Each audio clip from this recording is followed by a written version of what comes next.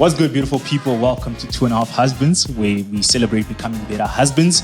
It's 2.5, even though there are 3 husbands, and that's because at some point, one of us, if not all of us, was not fully the husband that we were supposed to be. And that's why we actually come here on a weekly basis to discuss some of the issues that we face, some of the issues we are seeing around us, and we hope that the journey that we started with you and for you is going to benefit you, and yours.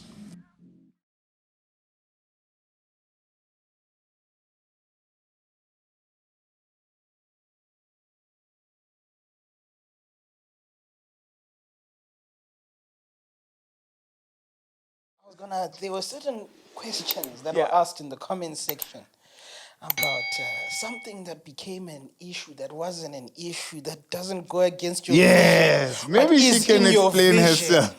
What? You understand? Listen properly. Anyway,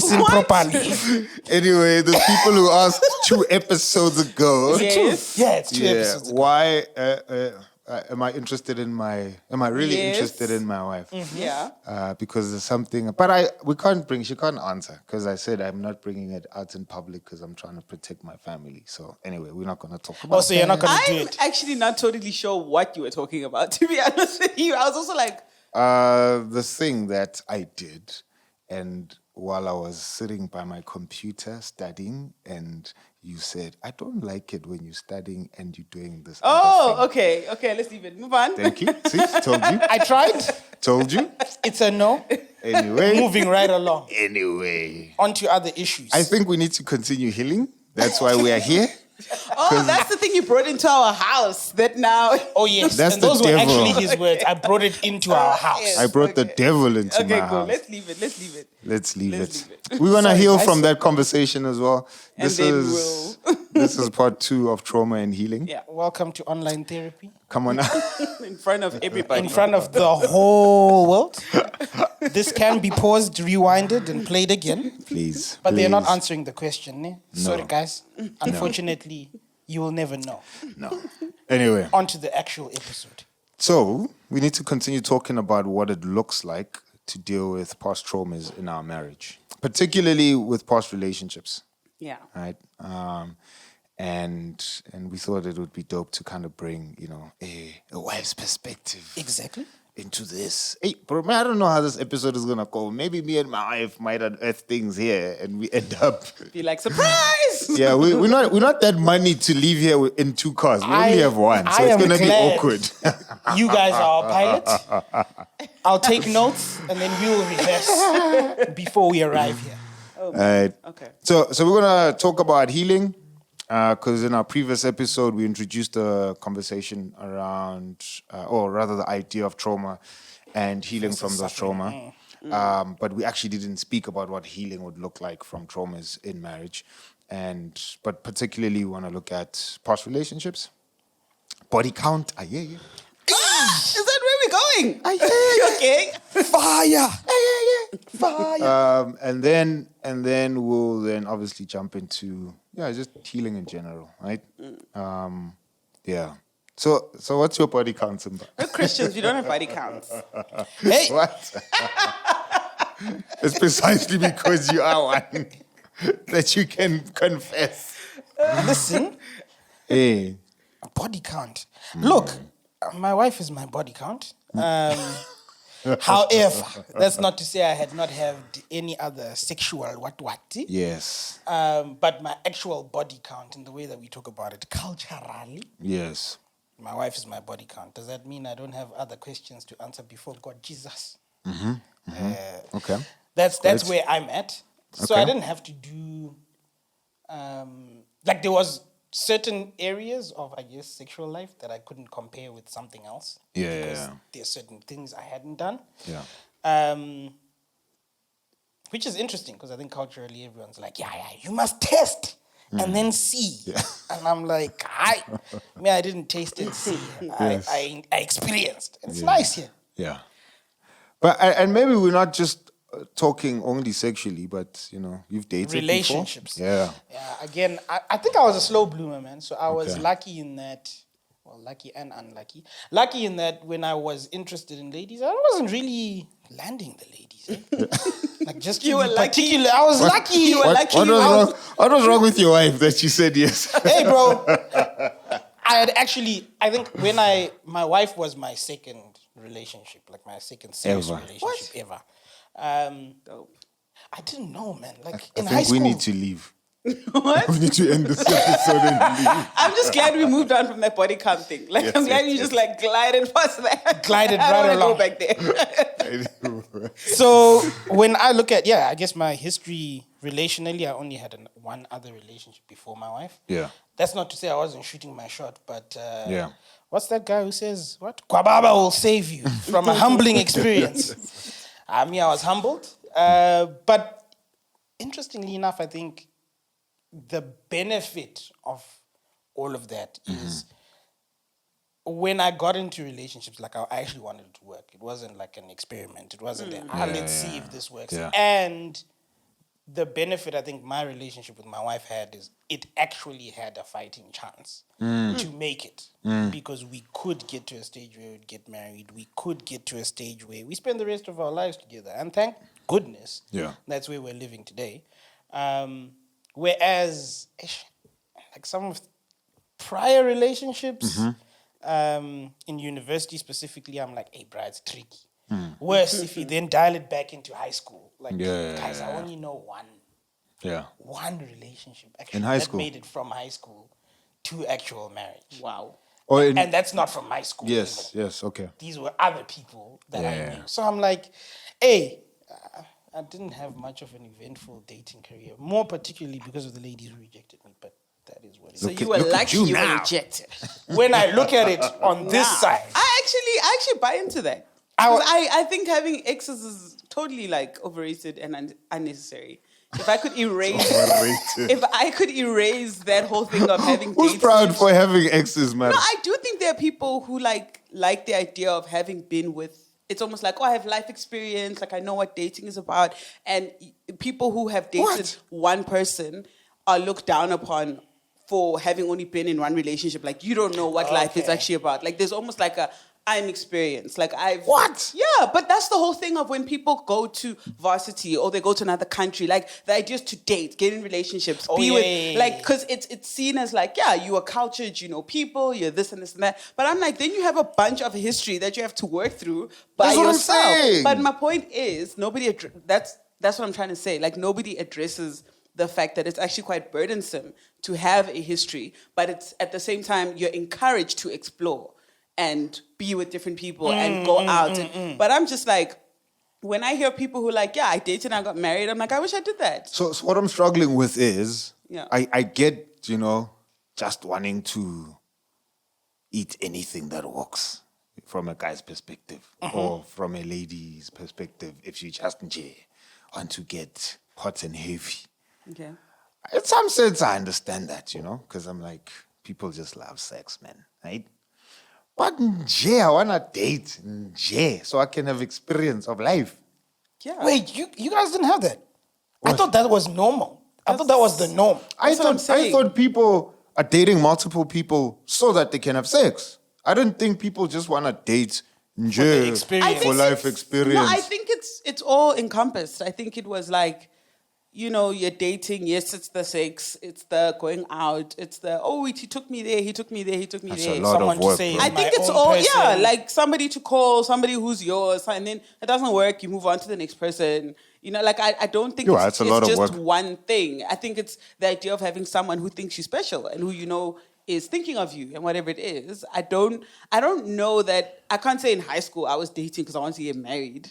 Like, I was. I mean, For real? Yeah. like I And maybe still that's why don't totally I'm- believe that. That's fine. That's fine. Like, come on. Anyway, my wife is here. You knew who I dated in high school. High school. Let's not call names. Oh, yes. okay, yeah. Yes, by the time we met in varsity, Yes, you had a high school girlfriend. I had a high school girlfriend Yes. who I was intending on marrying. And I did That's tell true, you. yeah. Yeah. So I've never dated But with... that, like, even before her, like, because you were dating from, like, the age of 6, bro. Yeah, but Hecked. that No, doesn't but come on, count, guys. though. Like, we must have some form of cap. Like, before you're 18, does that count as an ex? I mean, I dated in grade 1, bro. Does, bro. This guy has a lifetime.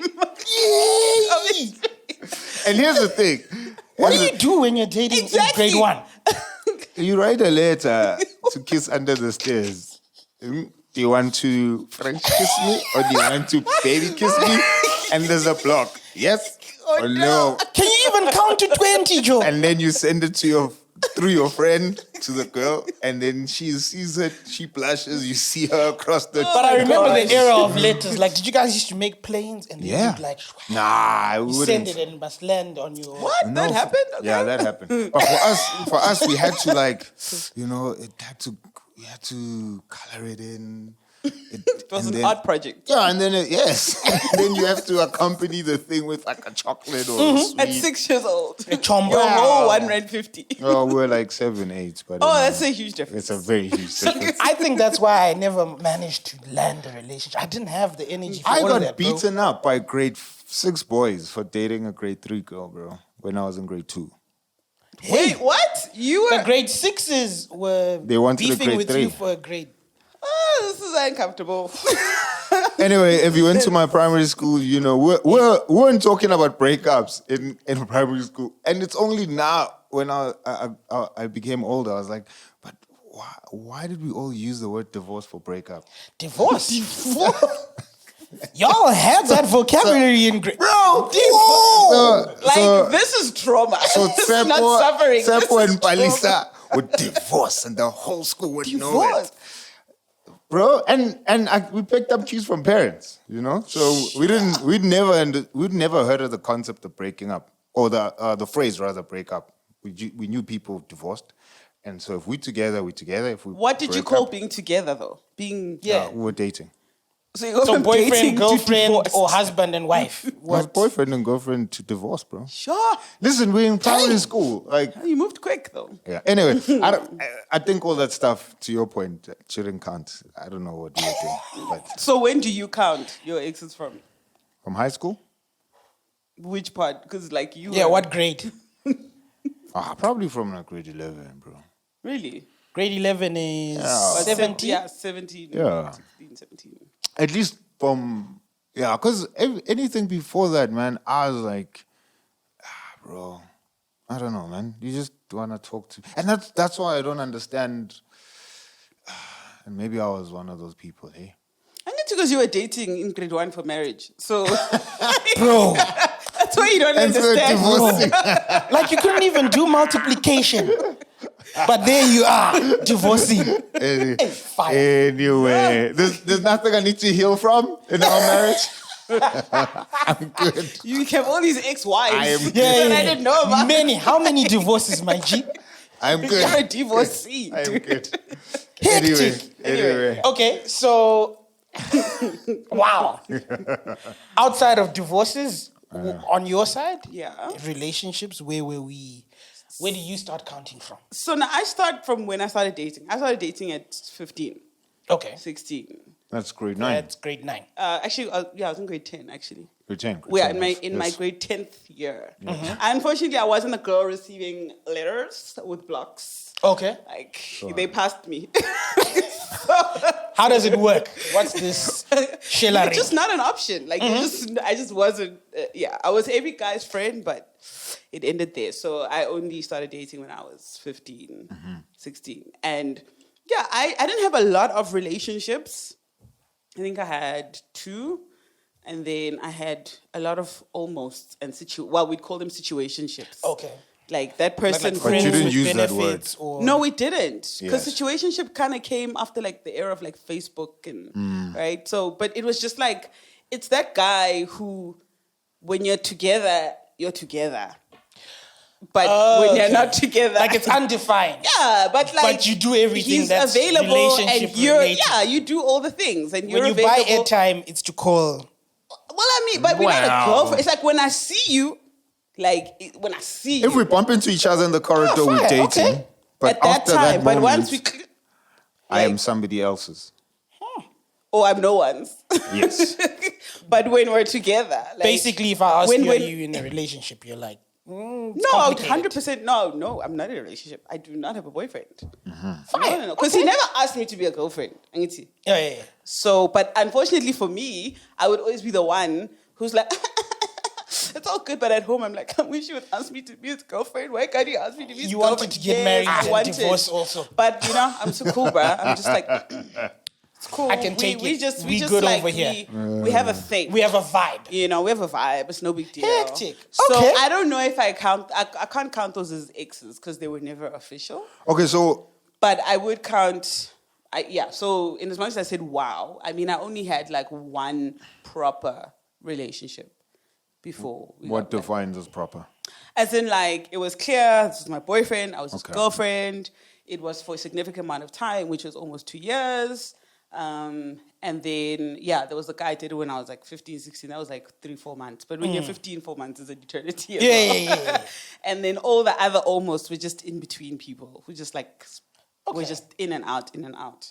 So Actually, then Yeah. these definitions are helpful because the question becomes, when I was shooting my shot, do we call that? Because people do seem interested, and Yeah. then when you get to let's seal the deal for divorce purposes, it doesn't land. So anyway, I suppose you still need to heal from even those things, and then there's the actual. yeah, you know, I think there's you are like, mine. Yeah, there's the healing. So for me, it was healing from the relationship that I talk about, which was like almost 2 years. It was very toxic. It was a terrible relationship. Okay. Like that's where most of my trauma or suffering came from. It was very toxic. It was very. It was far from healthy. It was very codependent. The guy I was with was super controlling. I had also very low self-esteem at the time, which I think he played on. Okay. So just in terms of my value, my worth, and it was just bad. Like it was not good. So I think I just had the idea. So also, without getting too deep, but also my upbringing and whatever self-esteem issues I had, now I'm in this really long-term, intense relationship with someone who's basically affirming that I'm not valued, I'm not beautiful, I'm not, like he would literally say things like, yo, if only you look like that. Like, we're in a full-on relationship. Like, literally, like, if you only look like that person, yeah, you would be. If you're wondering how I feel about it, I hated that dude. So that's just because when we met, she was in that relationship. Yeah. So it was Hectic. really like, and then would just cuss me out, like, in the middle of the street. And so, but at the same time, it's, I love you, and, everything. So it's very, and I think there was a level of mental and verbal abuse. No, not I think, there was. It took me a long time to admit that.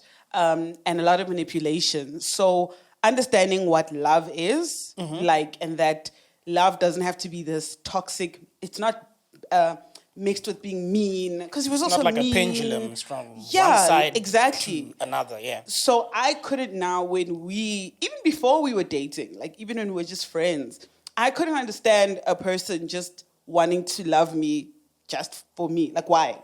Like, why? Which is what Like she this. asked me when I told her I love her as a friend. Hectic. I was like, yo, man, I love you. And she was like, why? Like, I didn't What- understand that. I was what do like, you want? nah, fam. What do you want here? Like, what do you want? Something's missing here. There's just no way. And so by the time, fast forward, we are in a marriage, or even like from being engaged, our entire relationship, it was just like, it sounds so corny, but when there's that Tyler Perry saying, I don't know which movie it is, because I watch all the Tyler Perry All of movies them. shamelessly, and I will at the same time read Toni Morrison and Alice Walker, and I will also watch Tyler Perry. So Alright. he's got a saying where one of the guys says that, it's hard to be with a woman after she's been... What? It's hard to be with a woman, to be a good man and be with a woman after she's been with a bad one. Something like that. Sure. Yeah, but the idea is that if you've got a woman who's come from a really broken relationship, it's hard to be with someone who's come from that. And I was that. Like, it's so corny, but I was exactly that, where even like, why do you want to hold my hand, bruh? Like... What's this? Or why are you not angry? Because like this guy that I was with would get angry and just like pummel into me, like very mean with words. So it was confusing for me to understand tenderness, to understand someone who's kind, someone who actually wants to talk to me and cares what I actually think. Someone who thinks that I'm valued.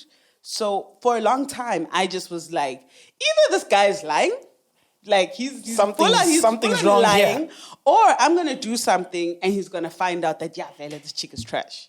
And that Hectic. was like, and it sounds crazy. We pushing on 9 years. I think it was only in the last 2 years where I actually was like, oh, he actually really wants to be married to me. Like there's that's no- cool. Like he's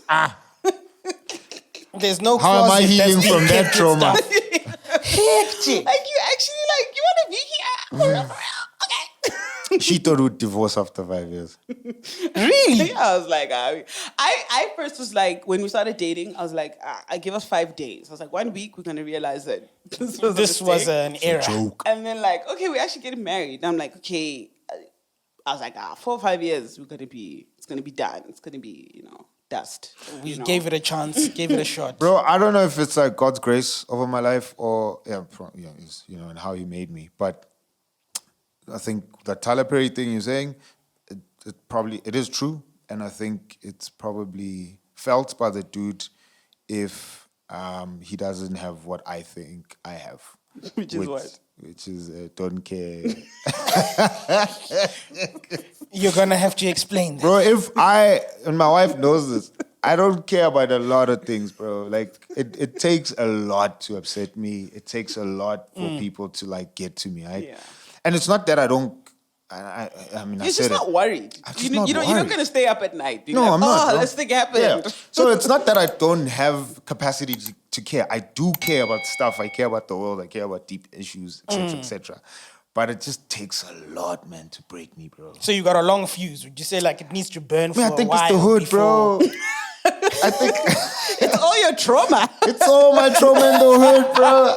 Where it's like, this chick thinks we're gonna divorce after 5 years. I said, Never. "It's nothing, man. Just relax, dog. We're good, dog." And she's like panicking. I'm like, it's cool, dog. Whatever. Right? We good over here. If I probably did not have the capacity to handle suffering, and we could probably say some traumas, I think I would have struggled. Yeah. Okay. I think I would have. I don't think I would have handled being with me. Yes. Me being with someone like me. I Yes. think I would have just been like, I don't know what to do. Look, we're here now. So what does healing then look like in that situation? Because you go from Yeah. this guy who's abusive in many ways, Yeah. verbally, whatever. And then you also have him, I guess, taking advantage of some of the challenge that you have. Suffering. Suffering. Is this a trauma? You'll just have to pick up from that. Yeah. Okay. So how do you, what does healing look like Yes. in the process of this, right? You get married, you've got a 5-year timeline, you've been divorced a couple of times. And there's all of these shifts. Maybe that's right? why I didn't Exactly. You're like, You're like, I know this game, bro. I've been doing this since I was 6. What are you saying? I got this. I got 5 years. Cool.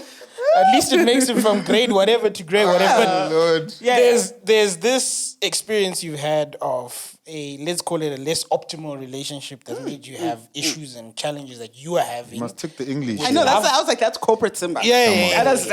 Take the English. Yeah. Okay, cool. Check it in your dictionary. Yeah. So you've got this situation where you've come from a place that's just not, Yeah.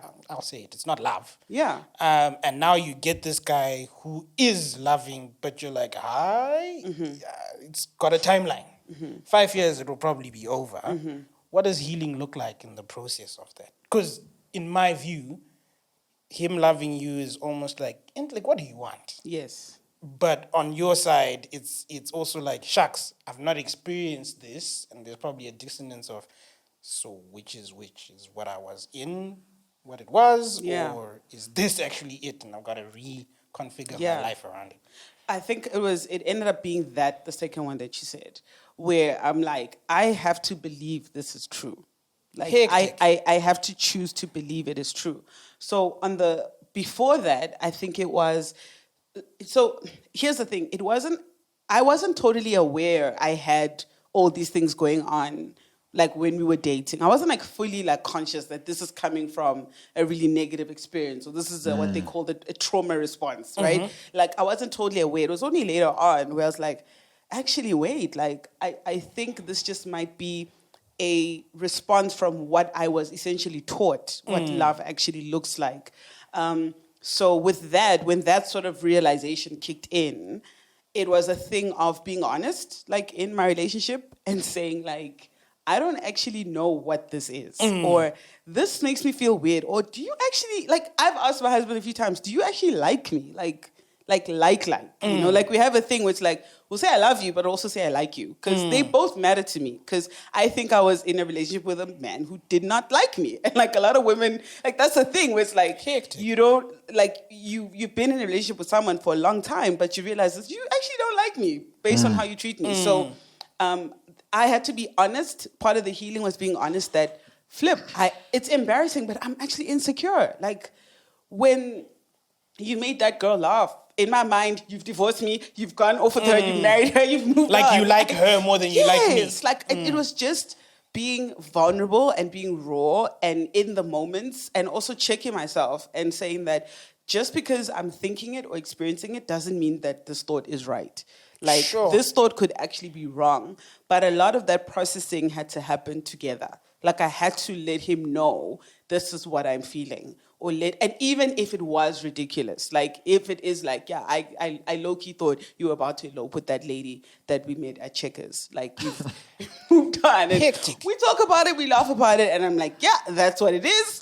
And we move on. And I think it's just been that constant conversation, and also being honest as to when I might be pulling back, or whatever the case may be, or like this thing that I mentioned where I thought he would wake up and realize that this girl is trash. I'm out of here, bro. Like, I'm gone. Like, actually being honest that I keep thinking you'll wake up and find a reason not to be with me, which in a way would sometimes make me behave as someone who's going to give you a reason not to be with me. Like, hectic. Because it's also a level of, I don't think I'm worthy of this. So let me just give you what you need to exit. Yeah, like I don't actually think I'm worthy of someone who wants to hang out with me, who's actually choosing me. Like, maybe he doesn't get chosen. What are you talking about? Hectic. So, but a lot of that was us sort of talking about it and being honest with those. Again, like I said, it is embarrassing because nobody wants to show that they're weak in an area, whatever it is. But yeah, we've cultivated sort of that level of communication where it's like, yeah. I think though, there are people who go through a similar experience. Yeah. And it's probably even worse. Maybe they get physically and sexually abused.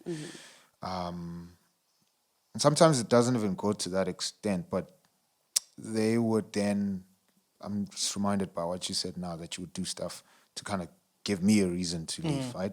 But then they would do stuff that I think would piss off their husband, right? Yeah. So much so that the husband then would say, I'm done. And then when the husband says it's done, then it's like, yeah, see, told you were going to leave. You've always been. But you were at some level, and let me be gracious and not say at a conscious level, but at a subconscious level, because of the trauma, you've been poking at the bear. Yeah, like over and over and over. But I think with you, and again, whether it's, because that's another thing that attracted me to my wife. She has a toughness and a realness to her. And I think as much as you said earlier on, you hadn't really processed, extensively that you reacting from your past trauma, and that's why you're behaving a certain way. But I think your realness helped you to be real, even in the midst of all of that happening, and be real with me. So you wouldn't treat me like a dog, right? Just because you were like, I'm poking at the bear. And I think there's times where, I think your poking was very subconscious. I think all of it would be, but I think yours was it wasn't. I wasn't like, yeah, I'm gonna wake up I'm gonna show you. But it's like, it's something silly like, oh, Black normally carries my bag, and he didn't carry my bag. Yeah, I'm gonna carry my own bag now. Like I'm gonna show him that. I don't know. That's probably like a terrible example, but probably that's the only time it would be conscious. But other times it would be like if I tell him this really bad story of this really bad thing. Yeah, that happened a lot early in our marriage. Yeah, yes. where I'm like, yes. Black, you have done this. And I'm like, yo, this is it. It's out now. Yeah. You'd be like, okay. I remember because one of our pillars was honesty, brutal honesty, and that means we'll have to like just be open, naked, and just tell the truth for what it is. I'm not trying to hurt you. I'm just fully expressing myself. And I remember there were a few times my wife came with a bomb, but I don't care self. I was like, okay, cool. It would be so anticlimactic. Street. So you're expecting like explosion, and he's just like, I Yeah. bet, okay. Which, again, looking back, I'm like, with my twisted mind, it wouldn't be relieving to me that he's not reacting. Oh, hectic. I would almost be like frustrated because you're like, I'm expecting you're this. supposed to like regret this marriage after this conversation. What are you saying? Like, you're still here? Because I think it was still that thing of like, there's nothing that I can do within like in of who I am that will just make you stay. Like, there's nothing that will ever be good enough. So let me show you all the bad, like quick, fast. You know, because in my previous relationship, it felt like I could never do anything right. Like this guy would flip at, like, we had, like, we were walking down the street together, and I think because I kind of crab walk. I don't, like, I'm one of those people. She doesn't if pick up If her you're feet. out there and, like, when you walk in a door and it catches your jacket, like, I'm that person. Or, like, it catches my belt loop. Like, I don't know why. How it happens, but it's gonna happen. I bump into stuff. So, anyway, so we were walking and I literally just bumped into him. Guy was pissed off. I got cussed out. It was like, you would think I like freaking amputated his grandmother's pinky because of what I did. So I hated that. It would literally just be, but then I'm like, Lily, why you like this? Like, why can't you? So Why then I can't talk you to just myself walk like this. normally or You know something? what I mean? Like, it becomes bigger than it. Yes, and then like literally nothing I could do was right. So to be with, so then, but at the same time, in as much as nothing I could do was right, I was still trying to do right stuff so that this person would be nice to me. And so now I'm like, I don't have to try. This guy's lying, bruh. Like, he's faking. There's something He's here. been faking. And with that example, I like my wife is, and she gave this to my daughter. They don't pick up their feet when they walk, right? Like, they kick But stuff. I don't drag my feet. You don't drag it. There's people who drag their feet. Oh, it just makes me think of like hood chicks with tapa tapas, and I'm just like, sister. Festival mall. And the foot is half hanging out as well. I'm like, hold up, dog.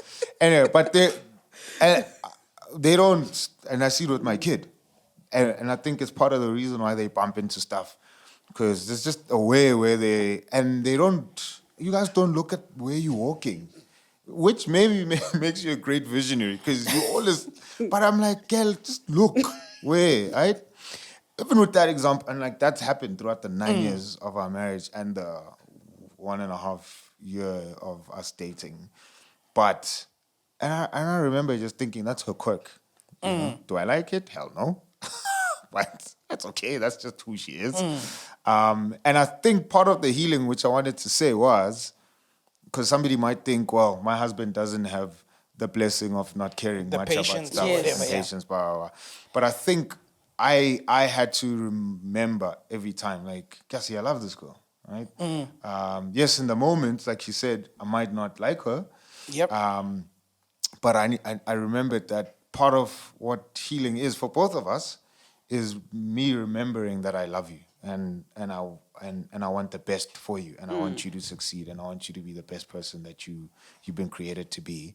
And I think being conscious of that and actively fighting against my own sin to be like, she bumped into stuff, let me bail out.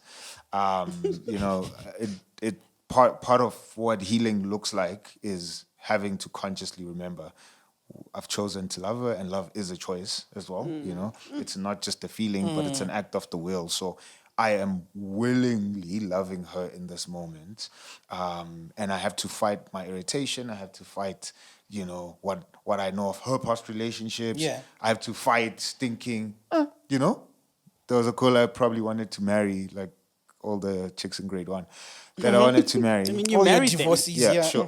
You married them. Fighting the temptation of saying, maybe I should have stayed with Susan. Right? And thinking, no, stuff that. Like, this is my wife. This is... I wanna be here. I want to be here. Bro. And so I think from the husband's perspective, that's what healing looks like as well, that it's that active choosing all the time, and it's not a once-off when we celebrate our anniversary or once-off when we had amazing sex, but it's every single day. Yeah, you went there. I just like you just do it in there. Like, You're a husband. After your wife gives you amazing sex. It is healing. I'm not giving my mom this episode.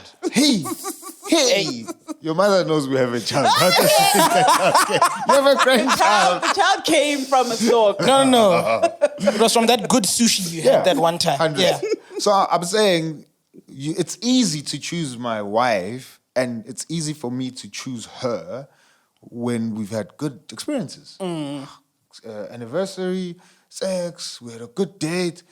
It's easy. Yeah, Yeah. that's true. But it's all the in-between, bro, where I need to remember that there's two things happening, right? My choosing to love her is healing from past traumas for me, which I need to speak about what that is. But it's also healing for her, right? Yeah.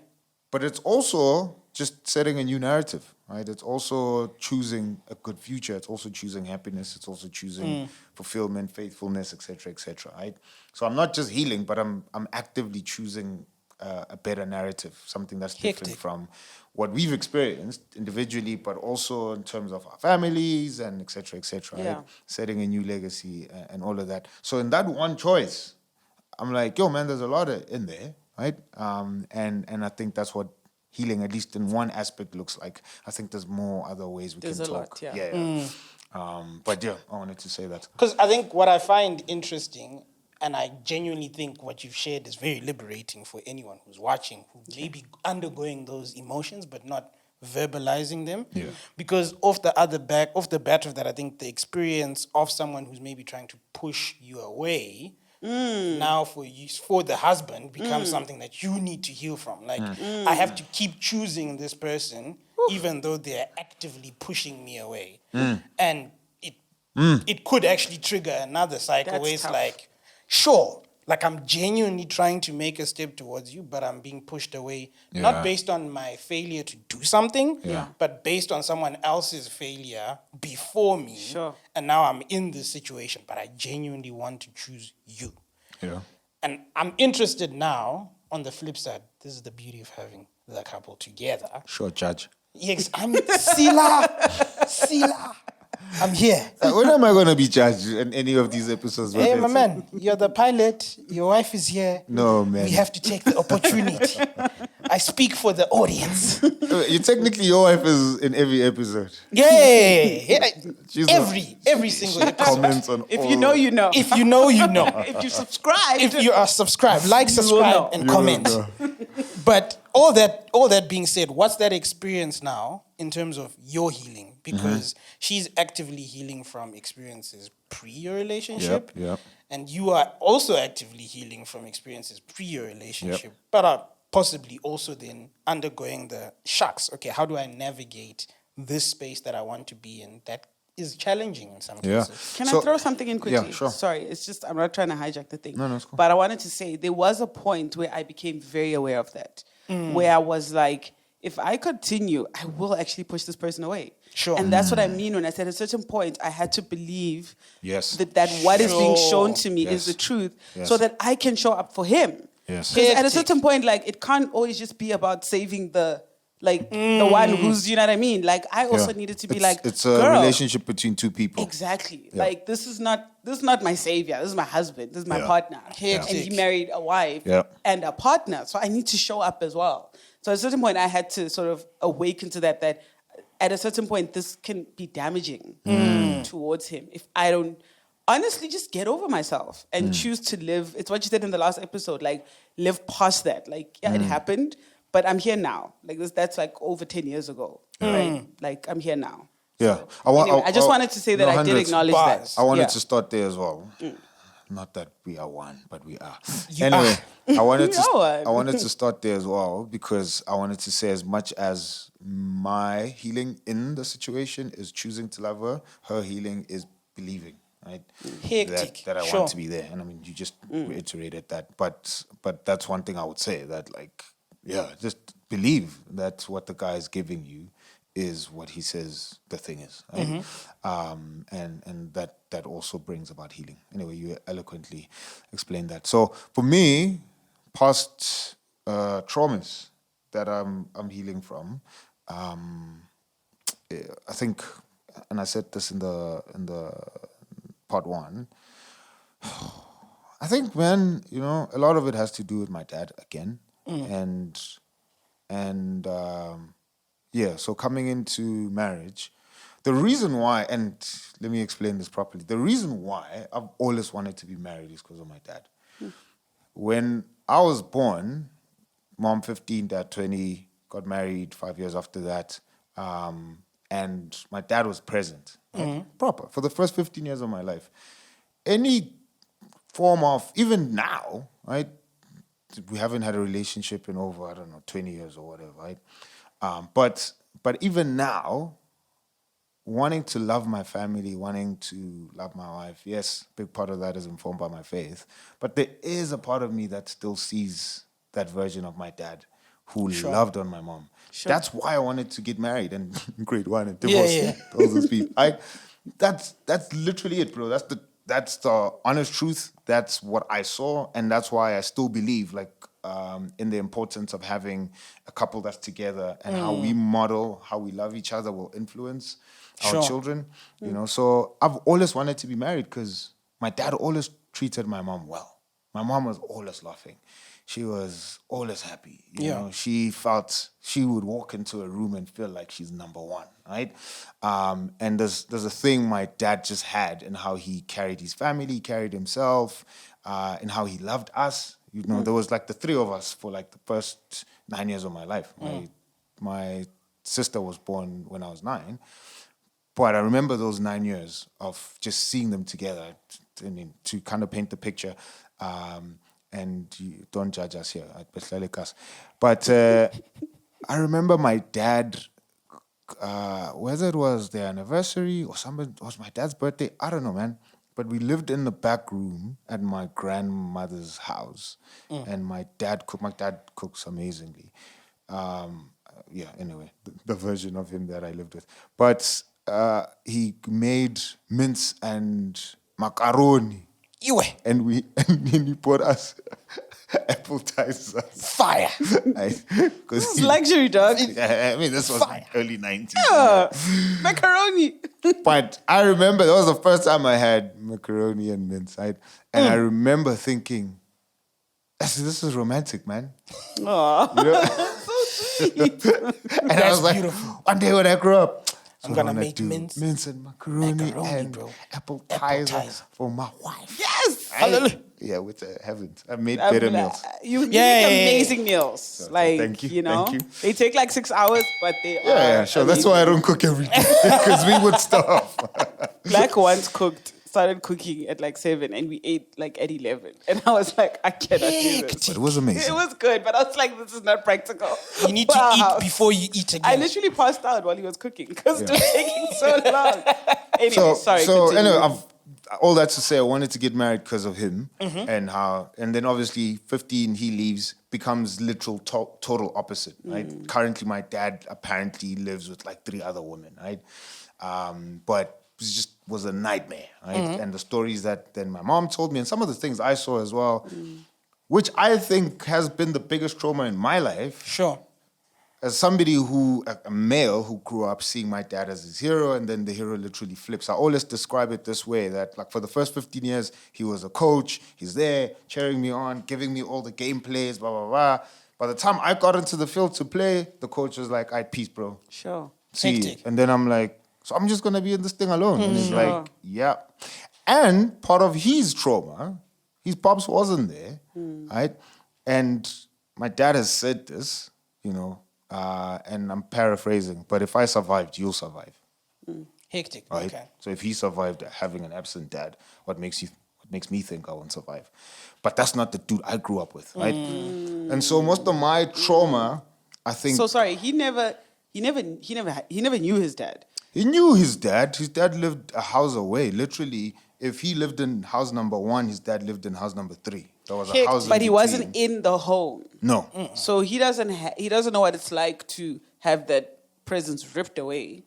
Yes. So you know, so you share in longing for it, but like the Yes. difference is Yes. you had it and then Yes. it was taken away from you. Yes. And then you're expected to like, what's the big deal? Yes. Yeah. Yes. I suppose for him, it's like you experienced something. So like you also better I off than never me. had. Yeah. What You had some comparing? time. I didn't even have 15 years. You had 15 years. Right? Yeah. So I think a lot of healing that's happening for me is from that, where now I can't use my wife as a project to become a better version of my dad. I Sure. can't. That's right? profound. Right? I That's can't, bro. profound. How can I not be a judge in this conversation? That's Like, profound. honestly. It's what I said previous episodes. I couldn't use my daughter again as a project, for me to become a better version of a father that my dad wasn't, right?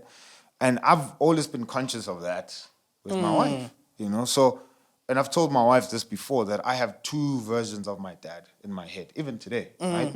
I've the first 15 years of my life, obviously I was a kid, so I was shorter than him. So I have this vision of me looking up at him. Wow. He was tall, handsome. My dad was handsome, very funny, a leader. Like my dad is a great leader, right? I don't know about now, but was a great leader, right? And I've had that vision of him. And then I have the other vision where now I'm taller than him. Literally, I am. And I'm looking down at him. He doesn't look as well built as he was before. He's got bags under his eyes now. Sure. And then, his life is just riddled with scandal. Divorced my mom, married another woman, lost it like a month, divorced her, married some other chick, then brought 5 other women or 3, I don't know how many women, and it's just a mess, right? And I have that version of him. And so now I always have to think, yo, man, I can't try and outdo this good version of my dad and use my family as an experiment to do that. Or I can't run away from this rubbish version of my dad and still use my family to do that, right? So my traumas are there, bro. Right? Sure. My traumas are, I'm like, I don't think about like past relationships necessarily and how that was traumatic, because I love my wife and she inspires me to like treat her well and love her, and my faith does that. But I don't think generally as a human I'm a bum, right? So I didn't treat girls in bummy ways. There was one chick who did some crazy stuff, cheated on me with some old dude or whatever. But even then, it was just like, and you know her anyway. I know everything. But even that, it wasn't a trauma. I was just pissed. And it was at a weird time in my life. Yeah, it was a really bad time. Yeah, it was a bad time in my life, right? And so even that's not a trauma. It's just like a story where I'm just like, yes, the chick pissed me off. But in terms of relationships, I don't think I have traumas personally that I need to be healing from in my marriage. But I think for Romantic relationship. Yes. You mean, yeah. Okay. But I think the thing for me was, and even with all the, again, and my wife knows this, with all the, grade 1 girls I divorced and the chicks I dated in high school, like I think I actively started having sex after, probably in matric or after matric, right? But I'm like, even then, and I wasn't with like 10 people. So my body count, again, is not that much. So I don't have any traumas to heal from sexually or whatever the thing is. But so I think the biggest trauma for me is my relationship with my dad and how I navigate that as I heal from that. And I think I'll be healing from that forever, right? Because again, like I said, first episode, he's my dad. I don't have another dad. But I constantly have to catch myself, So, okay, cool. I can either choose to love my wife now because I feel like, I'm going to outdo my dad, or I can just choose to love her for her. I can choose to love her for the narrative we're building. I can choose to be a good father for my kid because that's what God has called me to. And we have a relationship that has nothing to do. My kid doesn't know my dad, doesn't. So I can't just now be importing some man in her life that she doesn't know anything about. Right? And I think that's going to be unfair for her. Hectic. So for me, those are the traumas I need to heal from. I think, and sorry. you've been there to Yeah. walk me through all of that stuff. I think I didn't totally realize the impact. Obviously, I knew the traumas, regarding your dad. Like, that's like the biggest wound. Yeah. Was there from before we got married, but I think it really was highlighted when we had Zaya. Yeah. Like that was when it was like, oh, flip, like this is a thing. Because that's when you would say, like, I didn't realize that you were kind of marking the years, the ages at which your dad stuffed up. And you'd be like, oh, when my dad was 30, this happened. I turned 30. Like, it's almost like you were afraid of becoming. Yeah. And I think that, so I knew it had hurt you, obviously. Yeah. But I didn't know there was a fear of actually becoming that until we had Zaya. Like, and you would like, okay, now I'm 33, and so I've passed the thing, and it's almost like in that way, it's like, no, that's his choices. Yeah. And yes, we do know that there's legacy, and I think a lot of people might have a legacy of broken homes or abusive relationships, but at every point we have the power to choose, you know, like, and I think and I'm not sure where you are with that, like whether you're totally freed from that thing or if it's still like an ongoing. I'm not. Because I think some things, like what you said, they linger. Healing it can be a lifetime. It can be, you know, and I think that's okay. I think the idea is that at least we are trying to address these things so that they don't have power over us. Yeah, Sure. So I think once they don't have power over you, then you are able to live past it. But if you're constantly drawing or defining your reactions based on a wound that's there, Hectic. that's when it becomes, you know, but how long it will take. And I think, like for you, your dad, that situation remains unresolved. And it's like, if it continues to remain unresolved, like your life has to continue. Yeah. Should it become resolved, that'll be amazing. That'll be amazing for everybody, right? But like your life, irrespective of those outcomes, has to continue. You have to continue to choose to be a good husband, a good dad, a good friend. And that's what I was saying. I think that's what healing, or part of my definition of healing is, that we just need to grow up and live. Yes. Yeah. Hectic. And I think life will heal those things as you show up, you know, in life, whether it's showing up for your marriage, it's showing up for your friendship, it's showing up for work. But as you show up, I think all those all the things that come from those experiences, good or bad, are going to add to your healing, right? And I with think awareness. So I need to add yes, that. yes, Like, yes, with I'm awareness. like, there's got to be an okay, awareness. cool, it happened. No, No, work out. It's just going to fall into place. No, hundreds. There's got to be an yes. awareness. Yes. Yeah. And I think, that's for me a more concrete definition of what healing is. That part of the awareness is that you constantly and intentionally engaging the thing. Yeah. You know, so when that scar is aggravated or you've been poked, that you sit down, take all the data that you collected from experience, and you say, okay, cool. Like, how do I choose to react in this moment? You know, what has this situation brought out in me that wasn't there before? In light of the scar that I have, whatever the case is, you know. So, but anyway, I'll end here. You know, but a big one is, you know, 35. So turning 35 in August, and that's when my dad left. That's when he bounced. So I've always been afraid of being 35, because then I'm like, what if I flip? Could this be it? Which is an illogical thing, right? Because I'm not superstitious, but it's illogical, but it's part of what makes the trauma, right?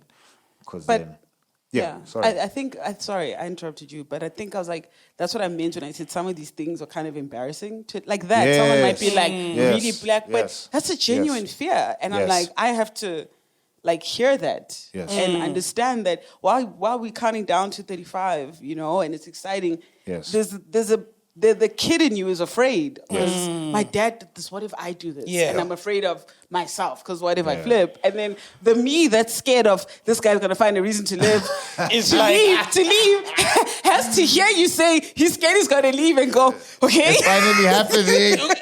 It's finally but he happening. says he doesn't want to leave. Yeah, he says he's here, and he's here right now. So these things are kind of coming head to head, you know. But I'm like, and like I'm saying, it is like you're not superstitious, but it's a real thing for you. Yeah. Visually, I feel, because you know, I mean, I think most people do this. If not, then sure. But that you see your thoughts in pictures. Yes. So for me, 35 is a door opening. Like, it feels like 35 backwards. I've been protected. Oh, you're good. I'm good. But those were just the good years for me as a 15-year-old or a kid, you know, up until I was a 15-year-old. Those were the safe times, I guess, from the time I was born with my dad. Got you. So 35 feels like there's going to be a door that opened. Your dad left through that door. What's and gonna he's be in your the door? wilderness. Yeah. It feels like I'm entering the wilderness, and it feels like, but I'm like, no, man, I'm not. Yeah. but it has to happen, right? I have to pass to that process 35. that. I You have have to to- process it. yeah. It's weird. It's embarrassing, but that's just the vision I had. That's what it is. Right? So How much of, and I want to test this with you guys, is, so I'm hearing two things. On the one, there is not identifying yourself according to the presence or the non-presence of your previous trauma. So what I mean by that is, this happened, this guy was abusive, whatever. I am not identifying my relationships according to the presence of this behavior, right? Then on the flip side, I listen to your story and it's like, this happened, but I'm not also going to identify myself according to the absence Sure. of this behavior. Yeah. So then I'm also then left and I'm like, sheesh, there needs to be something that is identifying a healthy relationship Dope. outside of Dope. the presence of whatever absence. Dope. absence or presence Dope. of brokenness, if we want to call it that. Dope. That's the one piece. Then there's the moving forward from those traumas, which is an awareness thing, but also in that awareness, providing space for your partner to walk through their healing process while also possibly scratching some of your triggers Hey, bruh, this thing is complicated. and moving forward. That's marriage. Yeah. And I'm just like, geez, okay, when I arrived here, I did not think we were going here. This is fire. We have the Queen Mother. I know. Don't call me that. Gosh. See, here we have trauma happening. She doesn't want to be Queen Mother, and he keeps calling her Queen Mother, but she needs to allow him. Anyway. No.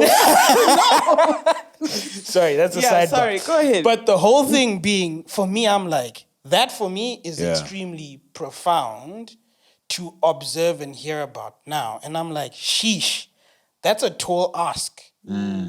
And linking it to even the previous healing of the old relationships we had, I'm like, I don't think you have the capacity at 16 to understand that. I don't think you have the capacity No. at 20 to understand that. Could be wrong. Maybe some people are more mature than me. But then I'm like, sheesh, even still at 35, you're still figuring it out. Yeah. Yep. So there's this perception in culture that healing is, I've healed. And it's Yeah. like, Nah, bro. until you had Zaya, Yeah. it was a new thing that is like, oh, You here know we what? are again. Yeah, the picture I have when it comes to healing is like, you know how I don't know, but like all the older women in my life, including my mom, have like had some sort of surgery on their legs, and like there'll be like a What? like there'll be like a cut. I don't know. Maybe it's a coincidence, but my mom like literally, my mom had a surgery when she was or something. She has a scar on her leg that she only becomes aware of when it's cold. So whenever it's so that's what I see it as, right? So visually, that part of her skin will never look like the rest because there was a trauma that happened there. So you Yep. can see the line, you can Yep. see where the stitches were. She goes about her day. She doesn't think, I have a scar. I'm walking with a scar. But when it's cold, something happens. Something reminds her that that it's there. Does it need to be medicated or like reopened? No, there's nothing more that can be done. But there's still the nerves are sensitive there. And so that's the way I look at what being healed is, that it will never be as though it never happened. That's impossible.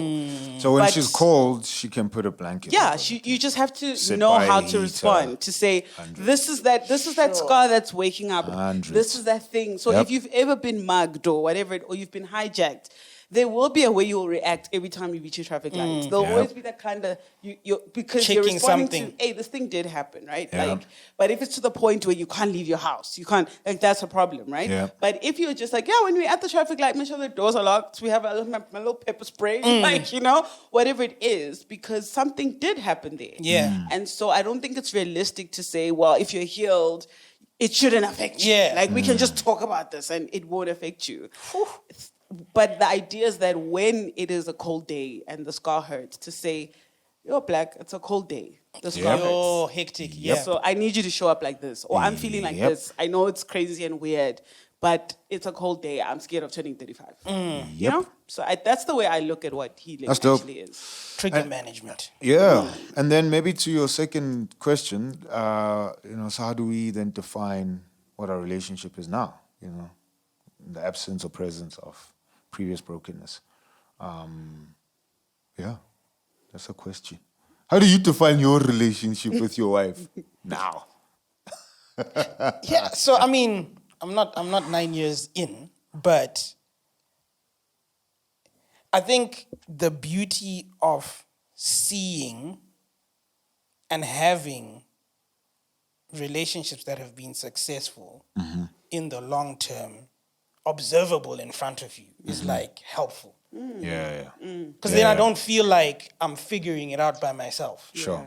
It's like, I mean, look, outside of this forum, I can come to you and I can ask questions. Yeah.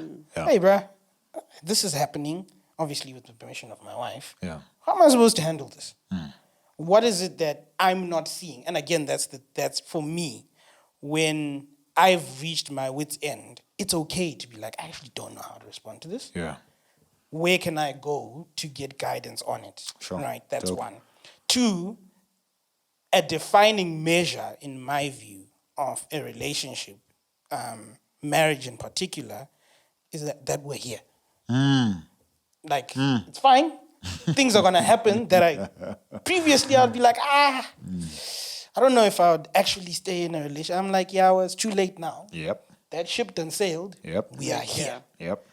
Okay? I think that's profound. Yeah. And for me, that's the only thing That's huge. I have to be able to be like, you know what? It's cool. I actually would prefer that this issue that I'm having or that we're having not be here, but I'm here. And because I'm here and there's no exit door, then we've got to sit together and figure it out. Figure it out. Yeah. And it's not a her issue. It's not a my issue. It's we need to collectively solve this for us to be able to continue to enjoy this relationship. And even if we can't, the question is, how do we continue? Yes.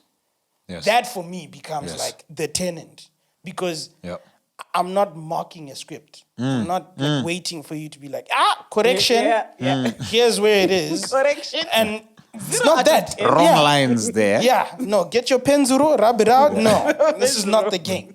Like, we're here and we're figuring it out as we're going. And that's okay. Yeah. I think that for me becomes the defining measure. And also then the part, like, for me that's big. You can't, maybe let me not say you can't, that's too definitive. I think it's better to have community around you. Hundreds, bro. That's also pushing you towards that. So when I come to you, I know that I'm not coming to you and you're going to tell me advice that's good for me. You're going to tell me advice that's good for us. And the same thing, when my wife comes to you guys and asks you questions, she's rest assured that she's going to get advice that's good for us. And not, oh no, okay, this actually I'm seeing this and this is a scar that I have from wherever and therefore I'm going to advise according to the scar. No. And I think for me, what becomes paramount is being in a community that says, we may have been friends, individual friends before, but now when you come to me with an issue, any resolution... But it's that speech you gave at Prince's wedding. Marasimba can be a poet sometimes.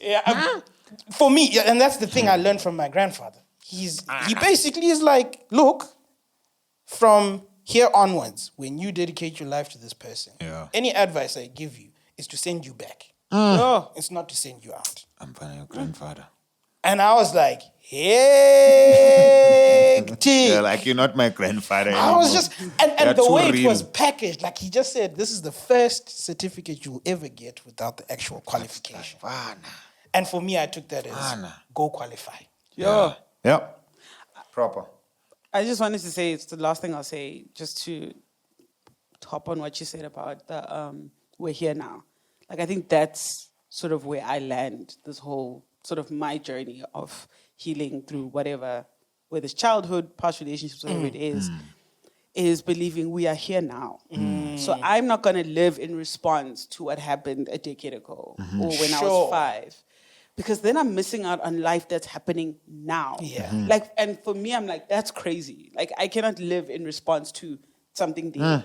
Because who knows how many years I have here. So when I think about it, I'm like, if I'm here for 80 years, you mean to tell me, like, I got 60 more years of looking back? Like, so, and sometimes it's hard, but it's a thing of like, I have to choose. My husband's here So now. that thing is crazy because I'm Yeah. like, let's say, we got married when you were 24, and then we get married and you spending, the next 9 years of our marriage looking back. Yes. By the time you get to 60, you're going to skip all the years we had together in our marriage because you want to go back to your 24-year-old self to kind of look back to your 16-year-old. 100%. I'm like, then you're missing out on all of this that we built. I'm like, and that's not living Crazy. here. That's not being here now. And sometimes I have to forcibly remove my mind from what happened at 16 and say, but we're here now. This is not that man. This is not that. I'm not gonna say to Black all the things I couldn't say to whoever that dude was. Like, I'm not gonna now, this is my moment and he has to now pay for, like, so I think for me that's been the most, like, the biggest thing. And that's why I hopped on that, like, to be like, no, but I'm here now. And I want to experience love and friendship and companionship fully now. So I'll do the work, but I can't live in response to what happened before. Bro, and for me, because from both of the stuff you're both saying, the thing that I would define our marriage to be, and I think all marriages should be, so when we say we become one, I think that should be true through and through. And what that means is in the presence or absence of brokenness, right? All of that is happening around the one. We are one. So whatever happens, I am choosing my wife, I'm choosing the squad, I'm choosing the team. And her brokenness is something that's going to hinder the one. So we're fighting that, not fighting you, right? And I'm not, as much as her admitting stuff or me admitting stuff about our traumas might be embarrassing, I'm like, no, that's our embarrassment. Yeah. It's not your embarrassment. You're not sitting there alone and I'm like the stupid kid in class laughing at you because now you feel embarrassed. No, that's cool. We here. Right? I'm not saying don't feel embarrassed, but I'm not judging you. I'm not thinking it's okay. How can I reassure you? Because we still have to be strong together to fight whatever that thing is, right? And so for me, just remembering, we're not a kingdom divided. We are one empire. We are one family. We are one couple. And anything else is challenging us. We're not fighting each other, but we're fighting everything else, right? For me, that's defining what our presence is always looking at us as a squad and truly meaning that. Truly meaning that, in the moments, having to choose that narrative, having to choose that reality, because it's easy to look at your spouse and think she's an individual and she's coming in with the issues that are ruining what we have here. She's the problem. You bringing all of it. And it's like, no. She's not bringing the stuff, right? Stuff is happening to her. She's still part of my squad. We're a squad together. What's this thing that's causing her to act in ways that are not proper for her? And let's fight that. Let's try and remove that. But I'm not trying to fight her. I'm not trying to think she's the issue here, whatever the case is, right? Dope. Too much fire. Dope. Maybe. Do people still say dope? No, definitely. Yo, But like guys, like, because we're old now. Like, no, there's kids are the saying kids say dope. Yeah. Okay, so we're safe. No, we good. Dope? We good. Dope and cool are words that will never die, bro. Okay, cool. Doesn't I was matter. just thinking. Doesn't matter. Because like the other day, like, a lady said this, and I was like, nobody says says that, this. bruh. Like, and I was like, nobody says this. And then I thought to myself, but I still say dope. Am I? Okay, cool. Dope Just will checking. never die, bro. I haven't heard the word diss in a while. I know, That's right? what I'm It's like, saying. Nobody you got- says diss. And she's like 40 something. He's like, yeah, you got dissed. And I was like, ooh. Okay, I'll never say that again. I'm going to take that out of my vocabulary. Don't tell people they're getting this. That's traumatic. You're dissed. Yeah, you need to heal from your disses. Fire. Anyway. So cool. Dope. maybe ending it here, people who would underplay their trauma for general suffering, because that's something we spoke about in the first, in part one. What would we say to that? So if somebody is like, your situation, dude was abusive, and you come into marriage and you just play that like, no, it wasn't a thing. but you're always living off of it, reacting from it, being informed by it and how you move. But you're always downplaying that, like, no, that wasn't traumatic. It was just suffering. What would we say to that? I'm not sure how to respond because I'm not sure that I totally agreed with those categories. Okay. Yeah, because I think.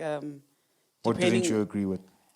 Like, I think there are things that you can view as general suffering that could be traumatic to an individual, and there are things that, like, I don't know, like when you hear of, so for example, I know of a lady who grew up in a very wealthy family.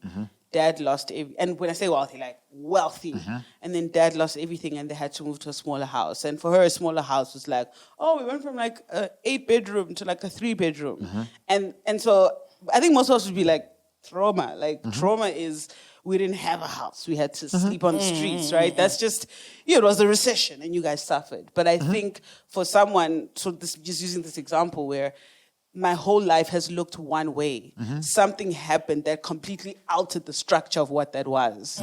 That is a traumatic experience.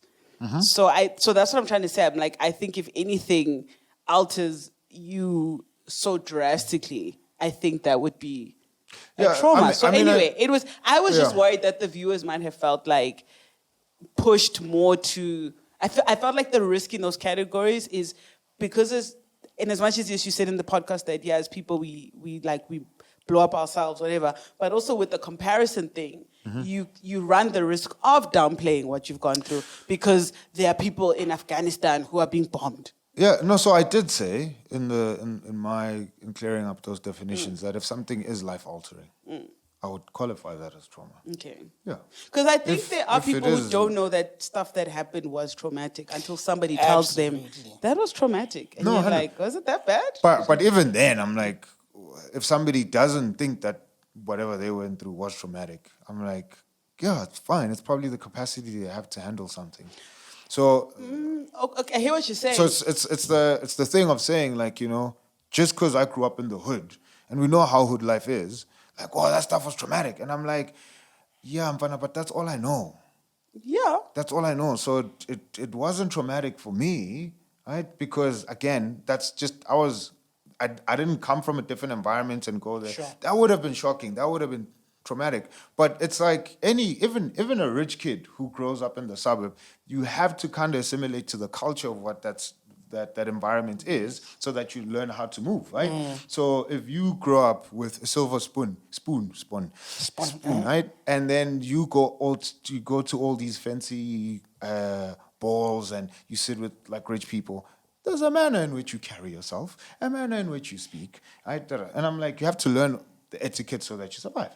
I grew up in the hood, dog. If I have to jump over flying bullets, I'm like, for some of us, that wasn't traumatic. It was just us living. Yes. Right? But I'm saying, whatever would be life-altering in that environment, sure, I would consider that traumatic. Whatever is life-altering for the kid in the burbs, that would be traumatic. But I'm like, even in the two environments, we can agree that there's things that would just be considered as general suffering. Okay. Yeah.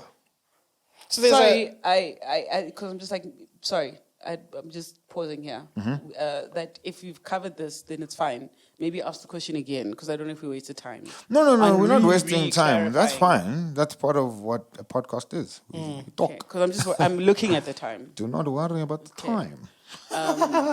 Okay, sorry. Yeah. So I think what's interesting about the question, because I really read that question that I think it was Amo who asked it, is there is a subjectivity of trauma and there's also an objectivity of trauma, in my view.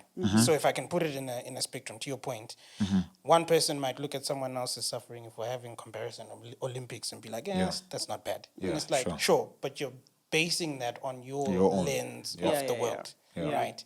So for you, it's not that big. Again, you might actually get closer to the person and they explain to you why that was such a big thing. Yeah. Maybe in the big house, actually, I had a room where in this one room, I used to spend the day with my dad playing with my dolls, etc. Right? So there's a context that can be ignored by like just brushing it as, 3-bedroom. We grew up in a 2-bedroom house. You know what I mean? Sure. So I think there's a distance and a cavity that can exist in us in addressing the actual thing. what I believe in marriage is that you can, in an event, and it's an awareness thing, in an event where something that has happened to your partner, unbeknown to them, is actually traumatic and affecting the way that they are behaving. Yes. You have enough proximity to be able to actually be like, hey, I know you've been viewing this as something that's actually not that big.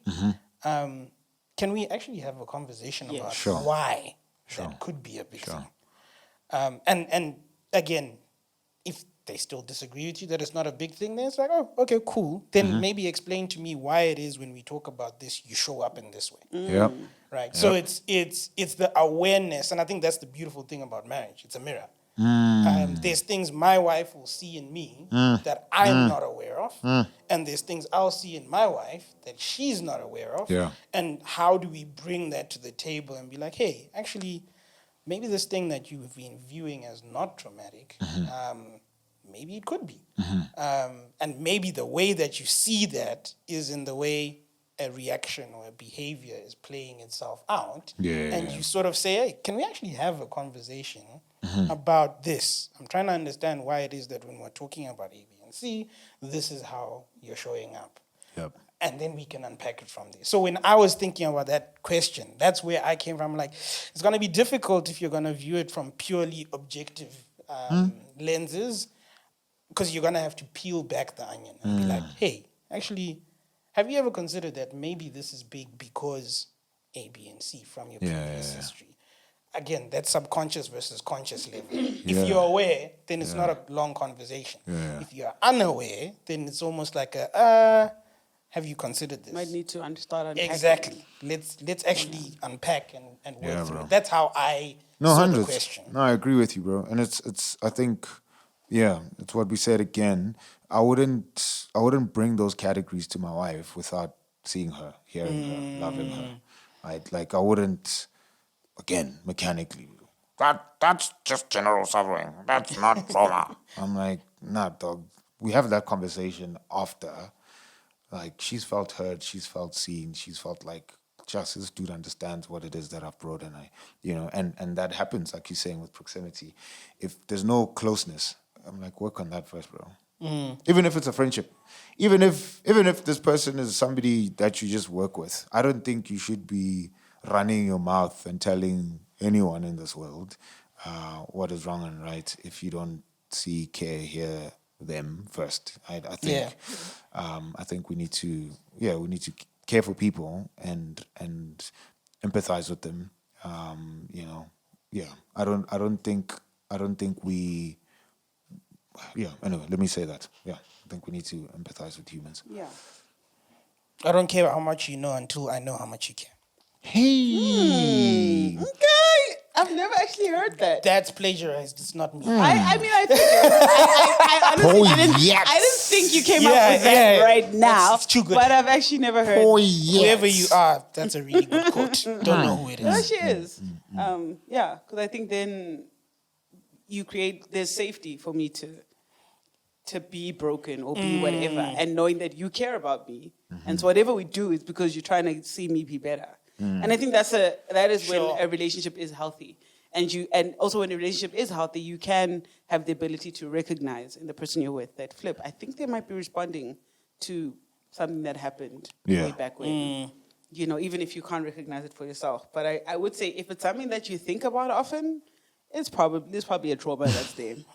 Like if it's something that constantly crosses your mind, that you just refer there often. You watch a movie and there might be a situation that needs to be unearthed there. You're gonna find yourself crying in the shower. I cried watching Bob's Burgers. What in the world? This was 2 days ago. I am going to Google Bob's Burgers. It's amazing. I cried watching an episode of Bob's Burgers. Bob's Burgers is amazing. Why were you crying? Because Louise, just admitted that she loved her family. I don't know. And it was Christmas, and I remembered how I really enjoyed Christmas growing up, and just haven't had that in a long time. So I was, that's what it was. Bob's Burgers. But at least we had a nice Friday. We did. Sorry, this has nothing to do. It was just Bob's Burgers. There's no trauma here. we hadn't hung out in a while as a family. Yeah. Because Friday is our hangout days. But I think yesterday was. Even Zaya came to us before she slept, and she was like, "This was nice." Yes. I was like, it was the Friday I always try to make happen. And when I stop trying to make it happen, what's been it happening? happens. Like, where have we been? Why can't we have this? Yeah. Anyway, Anywho. new food was fire. It's dope. Jesus. Lit. That's my parting shot. I am healed by my wife's food and hanging out on Fridays with my family. It's part of my healing. Fire. Heal together forever. That's my parting shot. I'm healed, so I don't know what the plan. I literally was like, You survived this. I was so scared to come on this healed. podcast. Hey, You survived. I was really scared because you guys sound super intelligent, and I'm just like, no, seriously. You had a lot of quotables there. So I was really scared, but I am healed by the fact that my husband wants to hang out with me. Fire. Friday. I always want to hang out with you. I know, but I'm just. Where I'm we healed. working? What's been happening? All right, I'm going to end the I'm episode. healed by the fact that this person, it's fine. I love you you. ruined it. Take that out, Grace. No. Lovebirds we're not are just taking that. loving Take each that. other. All I'm saying Cut to is credits. the next time we have another wife, I hope and pray it's a very, very deep topic so I can see you sweat. I'm not wearing a jersey on that day. I'm glad this was okay. I didn't sweat. Fire. Anyway. Till next time. 2.5. Peace, 2.5. We'll see Like, you. subscribe, Do the right things. hit the notification bell. Cuckoo.